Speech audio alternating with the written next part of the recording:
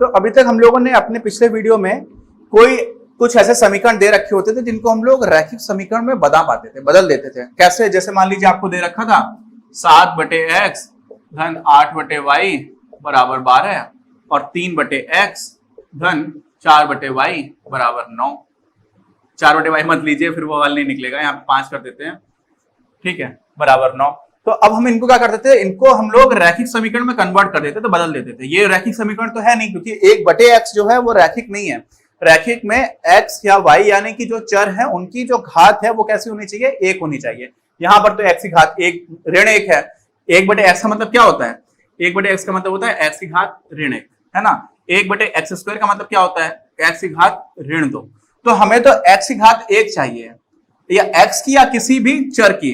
तो हम लोग क्या करते हैं, 1/x को अगर आपने मान लिया p, तो ये तो p की घात तो 1 ही हुआ। तो ऐसे ही हम लोगों ने इनको क्या कर दिया था, रैखिक समीकरण में बदलना स्टार्ट कर दिया था। लेकिन आप ये समझिए कि जब भी हम ये समीकरण बना रहे थे तो कुछ हमारी रियल लाइफ प्रॉब्लम्स थी। कैसी थी? रियल लाइफ, हमारे वास्तविक जीवन में कुछ समस्याएं थी, उनको हल करने के टाइम पर हम समीकरण बना लेते थे पहले, और फिर समीकरण को हम लोग हल कर देते थे। हम लोगों ने 3-4 विधियां पढ़ी हुई हैं। लेकिन क्या कभी इस तरह की भी कोई समस्या बन सकती है क्या? वास्तविक समस्या, वही हमारे वास्तविक जीवन में समस्या है क्या, वो इस तरह की बन सकती है? तो इसी के लिए हमारी किताब में एक क्या दे रखा है, उदाहरण दे रखा है। ठीक, उस उदाहरण को हम लोग करेंगे, और उस उदाहरण में एक कॉन्सेप्ट लगता है, वो आप समझिए, बहुत ही आसान है। 7 और 8 में हम लोगों ने पढ़ा भी होगा। अब इसमें क्या होता है कि कोई नदी है, इसमें क्या है, कोई नाव है आपके पास, और वो नाव नदी की धारा की दिशा में अगर जा रही है तो उसकी स्पीड ज्यादा हो जाती है, और वापस आ रही है तो स्पीड कम हो जाती है। क्यों हो जाती है? मान लीजिए नाव की जो स्पीड है वो कितनी है, 10 किलोमीटर प्रति घंटा है, जब वो स्विमिंग पूल में जा रही है। ठीक, स्विमिंग पूल मतलब जहां पर एकदम शांत जल है, कोई कुछ करने की जरूरत। इतना बड़ा स्विमिंग पूल है जहां पर नाव चल रही है, ठीक है। तो ओलंपिक साइज स्विमिंग पूल भी इतने बड़े नहीं होते, लेकिन मान लेते हैं यहाँ कोई बहुत बड़ा तालाब है जो बिल्कुल शांत है, जहां पर कोई भी धारा नहीं है। अब क्या हुआ, उसमें जब नाव चल रही है ना, तो नाव चलने के टाइम पर कोई भी धारा नहीं है। इसका मतलब जो स्पीड है वो वास्तव में नाव की शांत जल में चलने वाली स्पीड है। लेकिन अगर आप गंगा जी में कभी, ऋषिकेश में एक जगह पड़ती है आगे शिवपुरी, तो वहां से राफ्टिंग होती है। राफ्टिंग देखा है, जिसमें पानी की लहरें काफी तेज उठ रही होती हैं, और वहां पर लोग एक वो हवा भर करके नाव चलाते हैं, उसको बोलते हैं राफ्टिंग। तो कभी मौका मिले जाइएगा, अच्छा लगता है। तो राफ्टिंग जब हम लोग कर रहे होते हैं, तो अगर गंगा जी की दिशा में जा रहे हैं तो गंगा की भी स्पीड है नदी की, और साथ में नाव की स्पीड भी है, तो काफी तेज स्पीड हो जाती है। स्पीड तेज क्यों हो जाती है?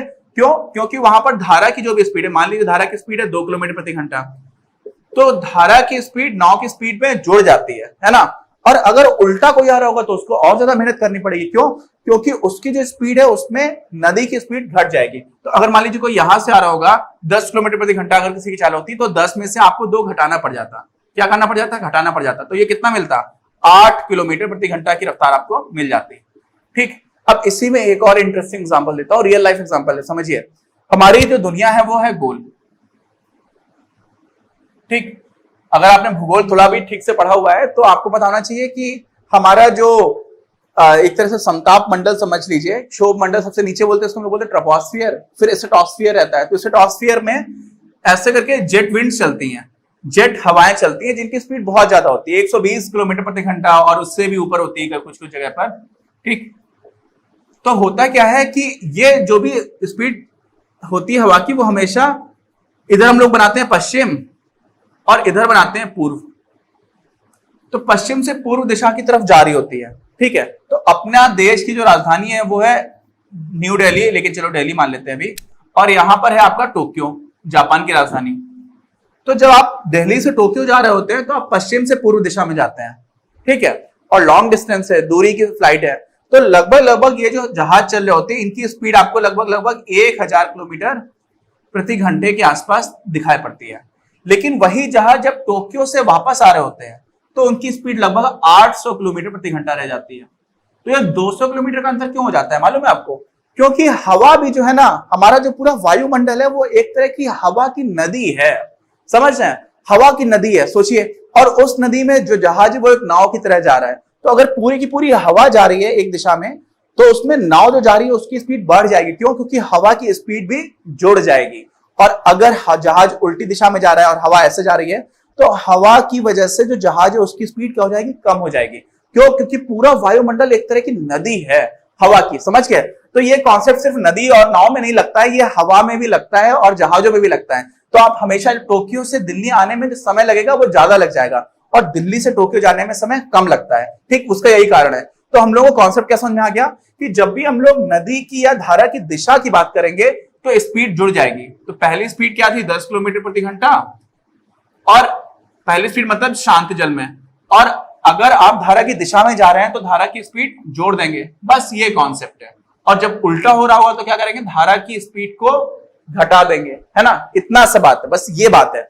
अब क्या करेंगे, ये हम लोगों ने कॉन्सेप्ट समझ लिया। अब हम लोग अपना प्रश्न करते हैं और उस प्रश्न को देखेंगे कि उस प्रश्न को हल करने में कुछ इस तरह के समीकरण बन जाएंगे, है ना, जो वास्तव में रैखिक समीकरण नहीं है। फिर हम उनको रैखिक समीकरण में क्या कर देंगे, कन्वर्ट कर देंगे। और जब आप उनको रैखिक समीकरण में कन्वर्ट करोगे तो उनको हल करना बहुत आसान हो जाएगा। क्यों? क्योंकि रैखिक समीकरण को हल करने के लिए हम लोगों ने प्रतिस्थापन विधि, विलोपन विधि, ग्राफी विधि और वज्र गुणनखंड विधि, ये सारी विधियां देख ली है। तो हम लोग करते हैं अपना प्रश्न। तो अब देखिए, मैंने जो प्रश्न दे रखा है उसमें एक नाव है, वो 30 किलोमीटर जाती है नदी की धारा की प्रतिकूल दिशा में। किसमें? उल्टी दिशा में। जो धारा इधर बह रही है अगर, तो नाव यहां से इधर जा रही है। ठीक, समझ गए? मान लेते हैं कि धारा जो है हमारी ऐसे ऐसे करके इधर बह रही है। तो पहली बार जो नाव है हमारी वो क्या जा रही है, यहां से इधर जा रही है। ठीक है, अब जब इधर से इधर जा रही है तो 30 किलोमीटर की दूरी तय कर रही है। कितनी? 30 किलोमीटर की। और हम मान लेते हैं कि शांत जल में हमारी नाव की चाल कितनी है, x किलोमीटर प्रति घंटा। शांत जल में चाल कितनी मान ली, x किलोमीटर प्रति घंटा मान ली। और हमने धारा की जो चाल है, नदी की धारा की चाल, वो हमने मान ली कि यहां से इस दिशा में है और कितनी है, y किलोमीटर प्रति घंटा।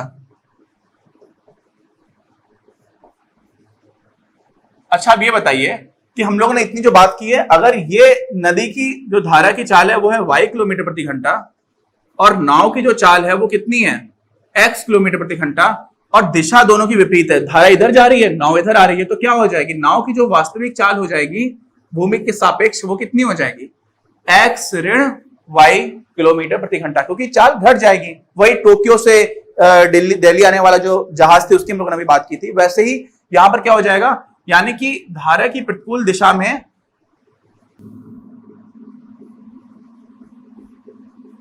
देखिए क्या लिखा है मैंने, धारा की प्रतिकूल दिशा में नाव की भूमि के सापेक्ष जो जमीन है उसके तुलना में क्या स्पीड आ जा रही है, चाल आ जा रही है x ऋण y किलोमीटर प्रति घंटा।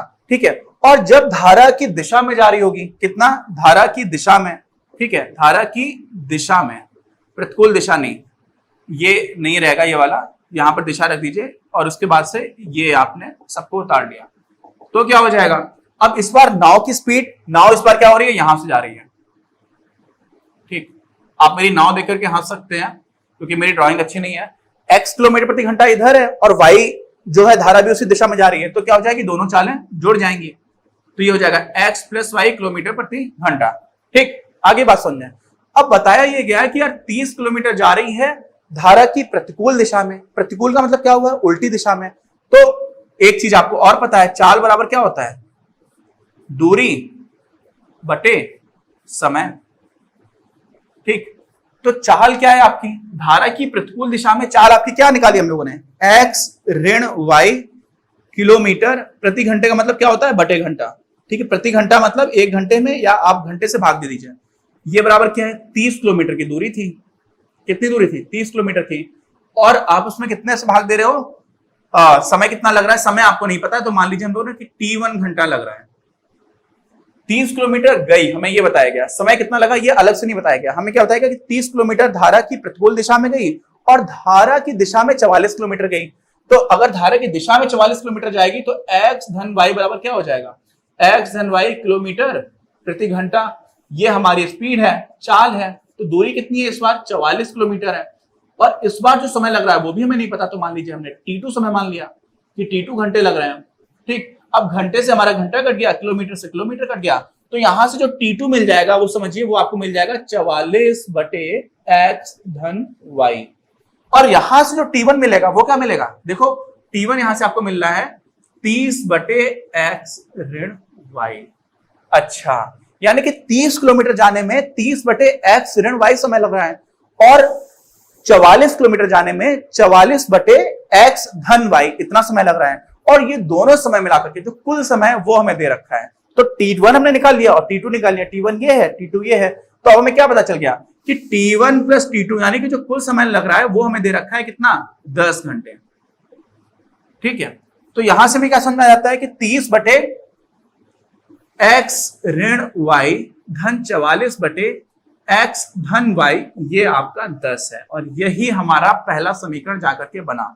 तो यहां पर हम लोगों ने अपने एक रियल लाइफ प्रॉब्लम को, वास्तविक जीवन में होने वाली समस्या को एक तरह से समीकरण में बदल दिया। लेकिन यह समीकरण अभी तक हमारा रैखिक समीकरण नहीं है। रैखिक समीकरण के लिए जो भी हमारा चर पद है उसकी घात 1 होनी चाहिए और यहां पर x ऋण y ये तो 1 बटे में आ रहा है तो इसकी ऋणात्मक घात हो जाएगी और उसमें भी x अलग है y अलग है तो बड़ा कॉम्प्लिकेटेड हो गया, जटिल हो गया। तो इसके लिए हम क्या करेंगे, इसको हम लोग कन्वर्ट करेंगे और कैसे कन्वर्ट करेंगे देखते हैं। अच्छा, तो एक हमने अपने प्रश्न का आधा हिस्सा कर लिया। दूसरे में क्या दे रखा है, दूसरे में दे रखा है तो देखिए 30 किलोमीटर और 44 किलोमीटर ये हमें पहले जानकारी दे रखी है। ये क्या है, प्रतिकूल, तो प्रतिकूल को हम लोग बना देते हैं ऐसा और अनुकूल यानी कि धारा की दिशा में ऐसे। ठीक, तो 30 किलोमीटर धारा की विपरीत दिशा में गई इसीलिए हम लोगों ने x ऋण y से भाग कर दिया तो हमारा समय मिल गया और 44 वाले का भी समय मिल गया। दूसरा क्या दे रखा है, दूसरा दे रखा है कि इस बार क्या हो रहा है, 30 नहीं जा रही है, 44 नहीं 40 किलोमीटर जा रही है आपकी। कितनी, 44 किलोमीटर जा रहा है धारा की प्रतिकूल दिशा में और 55 किलोमीटर नाव जा रही है धारा की दिशा में। ठीक, तो अब हमें 13 घंटे का समय लग रहा है। तो अगर हमने इतनी मेहनत कर ली और सारी चीजें हमें समझ में आ गई तो हम एक लाइन में इसके लिए इक्वेशन लिख सकते हैं और वो क्या हो जाएगी, इस बार कितना है, 40 किलोमीटर है धारा की विपरीत दिशा में तो 40 बटे x ऋण y धन 55 किलोमीटर कहां है, धारा की दिशा में तो 55 बटे x धन y। और इस बार समय कितना लग रहा है, 10 घंटे नहीं लग रहा है, इस बार समय लग रहा है 13 घंटे। ये जानकारी हमें दी गई है। क्या किया गया है, ये जानकारी अभी तक हमें दी गई है। अब आप ये समझिए यहां पर अगर हम 1 बटे x ऋण y कितना, देखिए 30 में आप 1 बटे x ऋण y से गुणा करेंगे तो क्या लिखा हुआ है, ये लिखा हुआ है आपका 30 गुणे 1 बटे x ऋण y है। वास्तव में इस x 30 के नीचे आ जाएगा, 30 बटे x ऋण y हो जाएगा और वही तो ये लिखा हुआ है। तो अगर हम 1 बटे x ऋण y को कुछ मान लें, मान लीजिए हमने इसको मान लिया p, तो ये क्या हो गया, 30 गुणे p मतलब 30 p। और इसी प्रकार अगर हम 1 बटे x धन y, 1 बटे x धन y को क्या मान लें, 1 बटे x धन y को अगर हम मान लें q, तो अब हमारे समीकरण क्या हो जाएंगे, दोनों समीकरण जो है वो रैखिक बन जाएंगे और हमें एक रैखिक समीकरण युग्म मिलेगा। क्या मिलेगा, रैखिक समीकरण युग्म। कैसे मिलेगा, ये आपका क्या हो गया, ये हो गया आपका जो नया समीकरण है वो क्या आ गया, वो आ गया आपके 30p धन 44q बराबर 10 और क्या आ गया, और आ गया 40p धन 55q बराबर 13। ये हमारा पहला समीकरण, ये हमारा दूसरा समीकरण, ये आपको मिल गया। अब क्या करना है, अब आपको क्या करना है, आप कुछ नहीं करना है। अब इनको हम लोग हल कर देते हैं। किससे हल कर देते हैं, वज्र गुणनखंड विधि से हल कर देते हैं क्योंकि वही हमारे लिए सबसे आसान है जब वैल्यूज थोड़ी सी बड़ी हैं या कॉम्प्लिकेटेड है। ठीक, तो अब इसको कहां पर हल करें, अब इसको मैं यहां पर हल कर देता हूं थोड़ी सी जगह बना करके। ये सब तो आपको समझ में आ ही गया है। ठीक, मेन जो समस्या है ना वो है कि जो हमारा कॉन्सेप्ट अगर क्लियर है तो फिर कैलकुलेशंस में, गणनाओं में समस्या नहीं आती, आप धैर्य से करते जाओगे हो जाएगा, लेकिन आपको कॉन्सेप्ट समझ में आना चाहिए। और यहां पर आप ये देख पा रहे हैं कि इस तरह का समीकरण भी जहां पर बटे में x या y या कोई चर आ रहा है वो हम लोग एक रियल लाइफ प्रॉब्लम को लेकर के बना पा रहे हैं और वो नई चीज थी, है ना, वो एक नई चीज थी जो आपने सीखी। अब देखिए फटाफट करते हैं इसको। क्या लिखा, p q एक, और इसको अगर हम लोग वज्र गुणनखंड से हल कर रहे हैं तो याद रखिए कि हमेशा इसको स्टैंडर्ड फॉर्म बनाना होता है। तो बराबर तो उसको हम क्या कर देंगे, ऋण 10 बराबर 0। ये हमारा स्टैंडर्ड फॉर्म हो गया पहले समीकरण का। और इसी तरह से दूसरे समीकरण को भी क्या करेंगे, बराबर की जगह ऋण 13, ऋण की 13 क्यों, इस तरफ ले आए और इधर कर दिया 0। जो स्टैंडर्ड फॉर्म है ना उसमें सारा 0 एक तरफ होता है, सब कुछ एक तरफ आ जाता है। अब देखिए ये b1 b2 c1 c2 a1 a2 वही चीज है। तो b1 b2 से हम लोग स्टार्ट करते हैं, 44 और क्या हो गया 44 ये, और ये आपका है 55।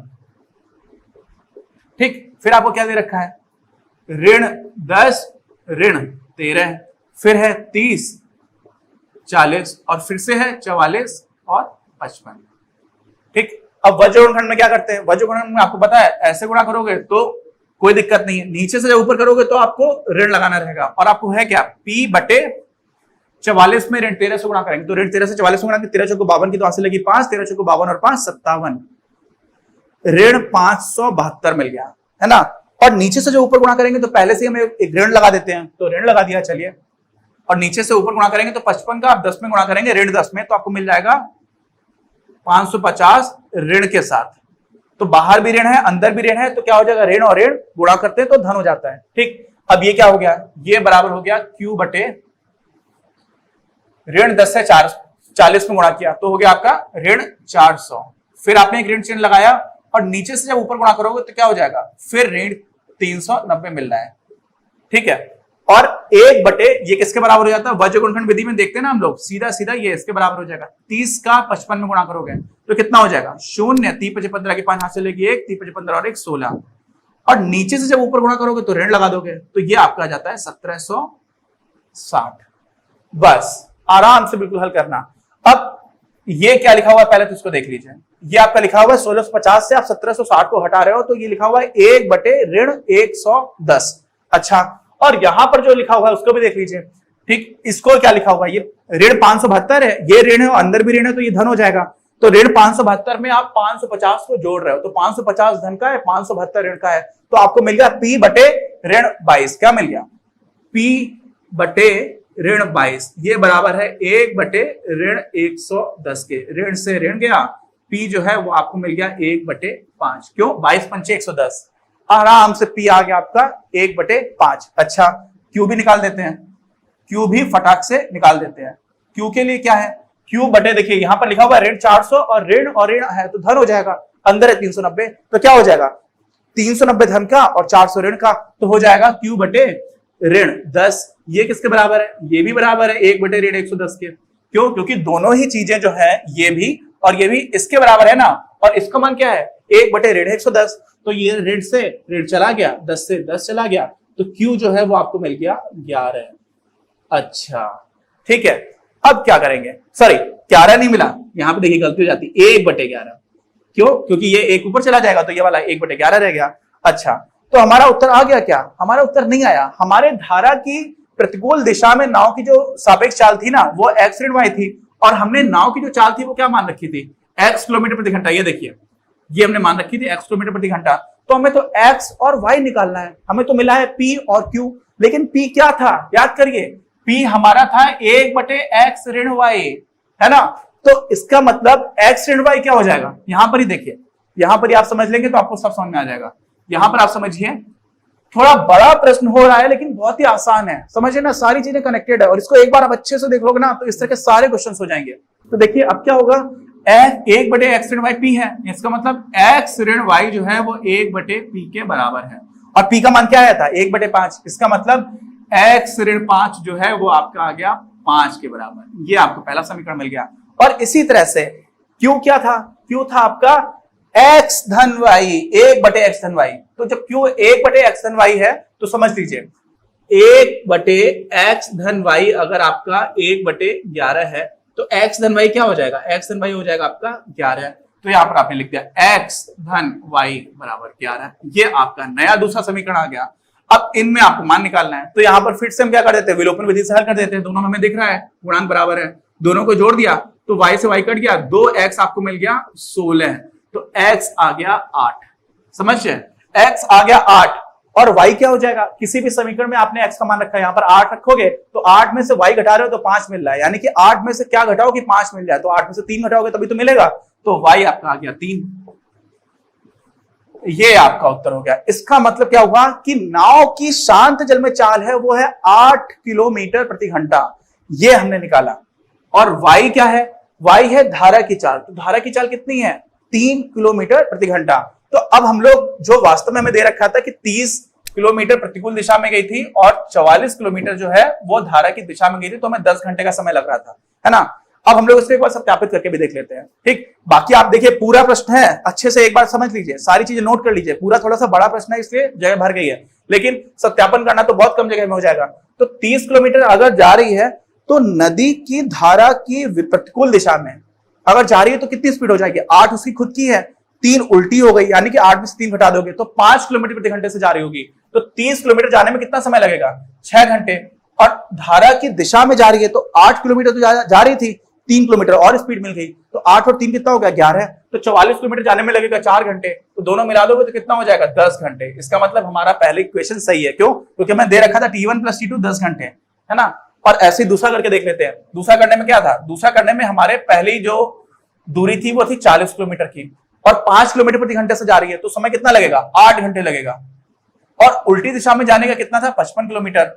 और यहां पर हमारी स्पीड क्या हो गई थी? 8 और 3 जुड़ गया था, क्योंकि धारा की दिशा में जा रहे थे, तो 11 किलोमीटर प्रति घंटा। तो 55 किलोमीटर जाने में कितना समय लगेगा? तो 5। तो 8 घंटे और 5 घंटे मिला के कितना हो जाएगा? 13 घंटे। और वो भी देखिए हमें दे रखा है 13 घंटे। इसका मतलब हमारा उत्तर बिल्कुल सही आया है। ठीक है, तो ये एक प्रश्न है जिससे आपको इस प्रश्नावली में और इस तरह की मेथड्स को यूज करने में, रियल लाइफ में हम कैसे यूज करते हैं वो समझ में आया होगा। अब आगे के प्रश्न हम लोग अपने प्रश्नावली करेंगे अपने अगले वीडियो में। ये वीडियो कैसा लगा आप कमेंट बॉक्स में लिख करके जरूर बताइएगा। अपनी क्लास का उद्देश्य आप सभी के लिए आप ही की भाषा में गुणवत्तापूर्ण शिक्षा उपलब्ध कराना है। कक्षा 12 तक के सभी प्रमुख विषयों पर हम वीडियोस बना रहे हैं, और कुछ विषयों पर वीडियोस आपके अपने चैनल अपनी क्लास की ही अन्य प्लेलिस्ट पर अपलोड भी हो चुके हैं। ज्ञान के प्रकाश से देश को सशक्त बनाने के हमारे इस प्रयास में इस चैनल को सब्सक्राइब करके और लोगों के साथ शेयर करके अपना बहुमूल्य योगदान जरूर दें। पढ़ेगा इंडिया तो बढ़ेगा इंडिया।